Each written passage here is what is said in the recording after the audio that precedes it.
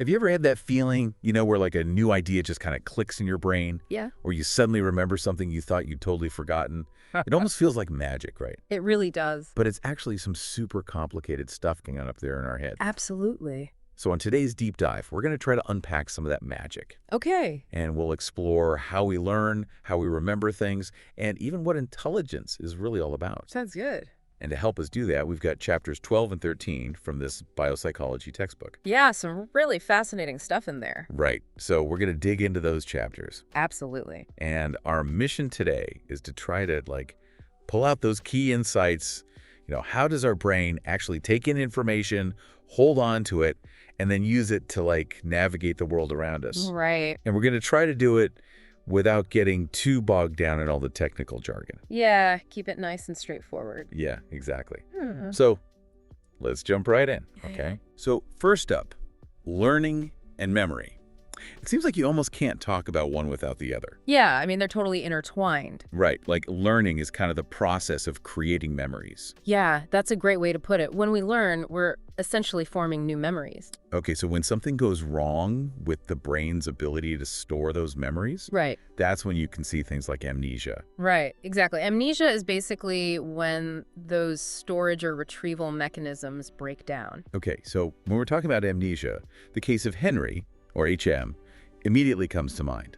Absolutely. His case was truly groundbreaking in terms of understanding memory. Yeah, for those who aren't familiar, HM had surgery to try to control his epilepsy, but it had this unintended consequence. Okay. He couldn't form new long-term memories. Exactly. But here's the really interesting part. Okay. He could still remember things from before the surgery. Right. Like he could remember his childhood Yeah. perfectly fine, but he couldn't remember a conversation that he had just a few minutes ago. It's incredible, right? And it really suggests that memory isn't just one single thing in the brain. Right. It's actually a bunch of different processes happening in different areas. Okay, so how does our brain actually manage to hold on to all these experiences and then bring them back when we need them? Right. We often hear about memory consolidation and retrieval. Can you explain those a little? Yeah, so memory consolidation is basically imagine you've got a file on your computer desktop. Okay. That's your short-term memory. It's fragile. Right. And consolidation is the process of moving that file to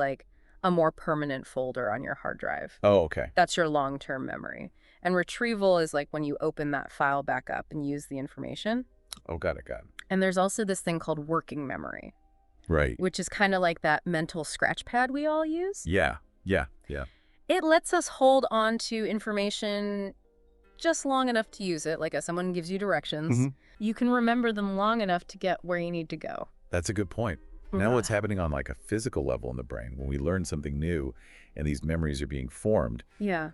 I've come across this term, long-term potentiation, LTP. Oh, yeah, LTP. It sounds pretty intense. It's actually a pretty straightforward concept. It basically means that when two brain cells, neurons, communicate with each other repeatedly, the connection between them gets stronger. So the more they talk, the stronger their bond gets. Exactly. It's like building a stronger pathway between them. Okay, that makes sense. And there's also this opposite process called long-term depression, LTD. Okay. That's when the connection gets weaker if they don't communicate as much. So if that pathway doesn't get used, it starts to fade away. Yeah, exactly. It's like a path in the woods. If you don't use it, it gets overgrown.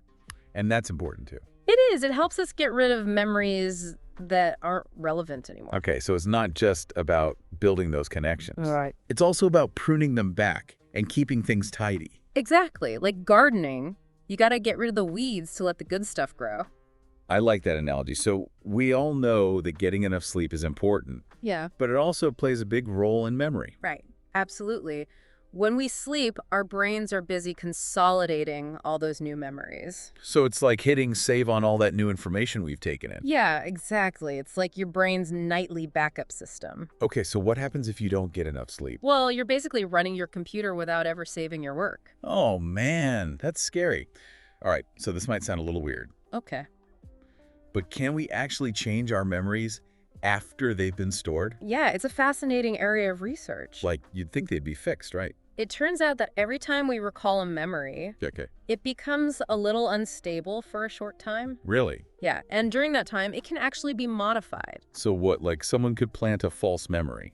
Well, it's not quite that simple, but it's possible for memories to be distorted or influenced by new information. Wow, that's kind of mind-blowing. So where are these memories actually stored? Right? Is there like a memory center in the brain? Well, it's not that straightforward. It's Okay. more of a distributed network. Okay. The hippocampus, which is a part of the brain, is super important for forming new memories, especially those really vivid episodic ones. Yeah. But over time, those memories get transferred to the cortex, which is like the outer layer of the brain. So it's like a relay race. In a way, yeah. The hippocampus is like the sprinter who starts things off. Right. And then the cortex is the long-distance runner who carries it the rest of the way. Yeah, that's a great analogy. So there's been some talk about using neurostimulation to actually enhance learning, Yeah, some really exciting research going on there. especially in like military training. It sounds kind of sci-fi, honestly. It does, but it's becoming more and more real. They're using techniques like transdermal electrical neuromodulation.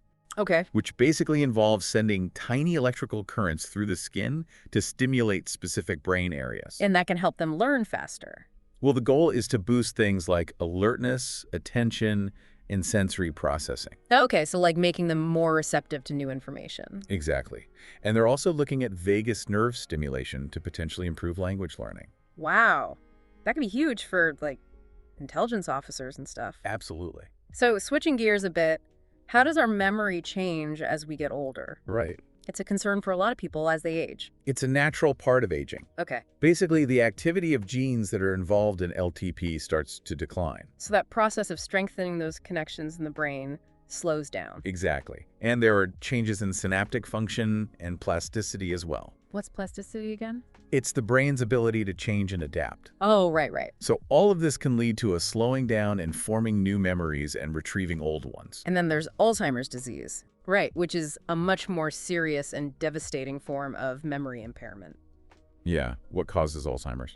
Well, one of the key things they see in the brain is the buildup of these amyloid plaques. What are those? They're like these clumps of protein that form between nerve cells. Okay. And they also see these things called neurofibrillary tangles. Tangles. Yeah, basically twisted strands of protein inside the neurons themselves. Okay. And all of this disrupts the normal communication in the brain. So the brain's basically getting clogged up. Yeah, in a way. And this leads to the loss of memory and other cognitive abilities. You mentioned something in the outline about an Alzheimer's in a dish model. Right, this is a really exciting area of research. What is that? It's basically a way to study the disease in a lab setting using stem cells that carry Alzheimer's genes. Okay. They can actually watch these amyloid plaques form and see how they lead to the tangles. So it's like a fast-forward version of the disease. Sort of. It helps them understand the early stages and test potential drugs. Oh, wow. That's amazing. And we briefly touched on Korsakoff syndrome in our outline. Right. How does that differ from Alzheimer's?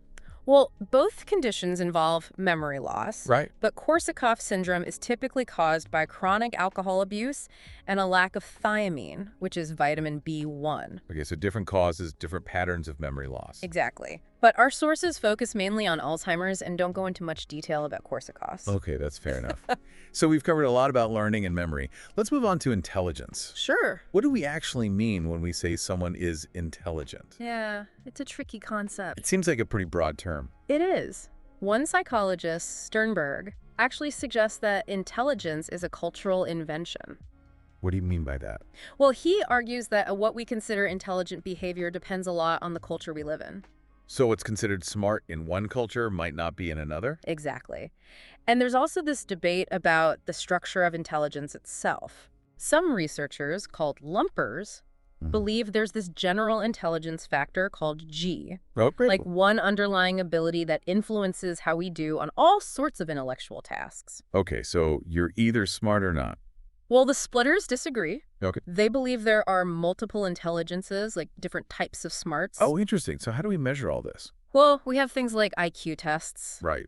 The Wechsler Adult Intelligence Scale is one example. It gives you an overall score, Okay. and it also breaks down your abilities in different areas. Oh, I see. And there are tests like the Raven's progressive matrices that try to measure that G factor. So bigger brains, smarter people. That's a common assumption, but it's not quite that simple. Okay. There is a correlation between brain size and intelligence, Okay. but it's pretty weak. So it's not just about the size of your brain. Exactly. Case in point, Einstein actually had a slightly smaller than average brain. Right, and there's no difference in average intelligence between men and women. even though men typically have larger brains. Exactly. It's more about how the brain is organized and how efficiently it works. So it's about quality, not quantity. Exactly. So what about our genes? We hear a lot about the heritability of intelligence. Yeah, there's definitely a genetic component. Studies with twins and adopted children have shown that. So how did that work? Well, the closer the genetic relationship between two people, the more similar their IQ scores tend to be. Okay. And interestingly, the influence of genetics on intelligence seems to get stronger as we age. Really? You'd think it'd be the other way around. It is surprising. One theory is that as we get older, we have more control over our environments, Okay. and we might choose environments that suit our genetic predispositions. So we create environments that play to our strengths. Yeah, exactly. But it's really hard to separate the specific contributions of genes and environment. It's all tangled up. It is. We know multiple genes are involved, each with small effects. Okay. And the environment is a huge mix of factors, too. So nature and nurture are both at play. Absolutely. Now, like memory, does intelligence change as we get older? Yes.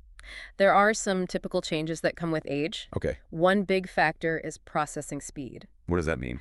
Basically, how quickly we can process information. Okay. That tends to slow down as we get older. Oh, that makes sense. And we also see a decline in the activity of those LTP genes we talked about earlier. So our brains get a little less efficient at forming and storing memories. Right. But the brain is amazing. Okay. It often finds ways to compensate. How so? Well, studies have shown that older adults who stay mentally sharp might actually use more of their brain. Really? Yeah, particularly the frontal lobes. Which are important for things like planning and decision making. Exactly. So they're working harder to maintain their cognitive function. Right. The brain's a real fighter. It is. And even short periods of cognitive training can help older adults shift their brain activity patterns to look more like those of younger adults. That's amazing. It is. So let's talk about autistic savants for a minute.